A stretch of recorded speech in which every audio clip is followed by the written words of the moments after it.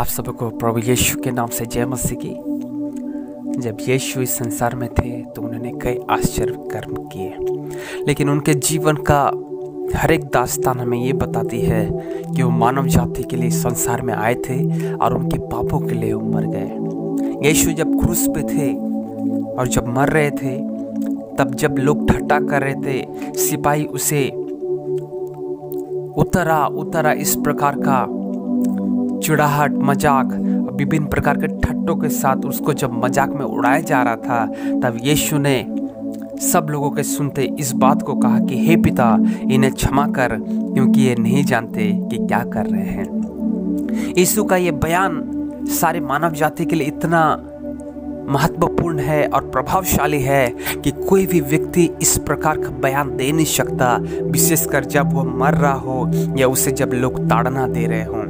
लेकिन यीशु ने लूका रचित सुसमाचार उसका 23 अध्याय 34 पद में इस प्रकार कहा है, हे पिता, इन्हें क्षमा कर, क्योंकि ये नहीं जानते कि क्या कर रहे हैं। सच में यीशु उन लोगों के लिए प्रार्थना कर रहे हैं, यीशु उन लोगों के लिए दुआ कर रहे हैं जो उनको ताड़ना दे रहे हैं, जिन व्यक्तियों ने उसको सूली पर चढ़ाया है, जिन्होंने उनको मरने के लिए लेकर आया, जिन्होंने उनको खिला ठोका है, जिन्होंने उसके सिर पर कांटों का मुकुट रखा है, उन लोगों के लिए यीशु प्रार्थना कर रहे हैं कि हे पिता, इन्हें क्षमा कर, क्योंकि ये नहीं जानते कि क्या कर रहे हैं। और यीशु क्रूस के ऊपर से हर एक व्यक्ति को ये बताना चाह रहे हैं कि मैं तुमसे बहुत प्यार करता हूँ, मैं तुमसे बहुत प्यार करता हूँ। और इसी कारण प्रभु यीशु मसीह लोगों के सामने पिता से प्रार्थना कर रहे हैं कि पिता, तू इन्हें क्षमा कर दे, तू इन्हें माफ कर दे, तू उनको छोड़ दे प्रभु, क्योंकि यीशु देख रहे कि उनके जीवन में एक भयानक तबाही आने वाली है,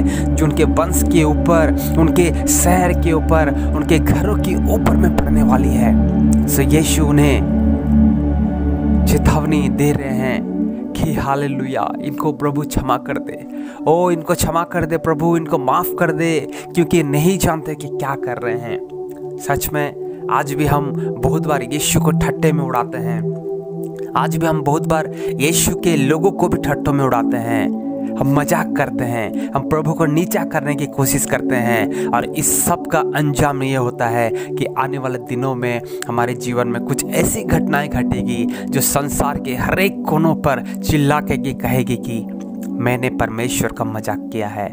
इसलिए हमें इस सारे पाप से फिरना होगा, हमें यीशु के पास मुड़ना होगा। जो यीशु क्रूस पर लटका हुआ था, उन्होंने प्रार्थना किया कि प्रभु इनको क्षमा कर दे। आज भी वही यीशु पिता के दाहिनी ओर खड़ा होकर हमारे लिए यही प्रार्थना करता है कि पिता, संसार के लोगों को तो क्षमा कर दे, क्योंकि संसार के लोग नहीं जानते कि क्या कर रहे हैं।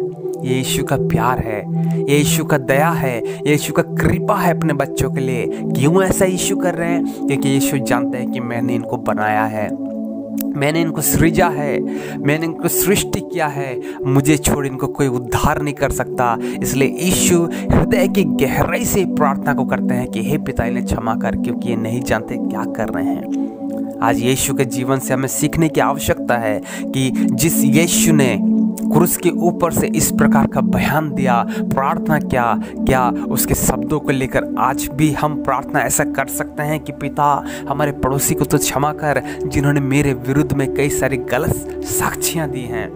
ओ पिता, उस सारे व्यक्तियों को क्षमा कर जिन्होंने मेरे विरुद्ध में बोला है।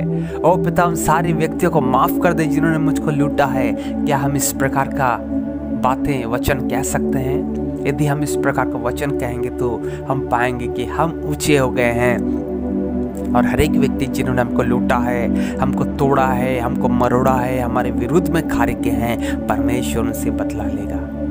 इसलिए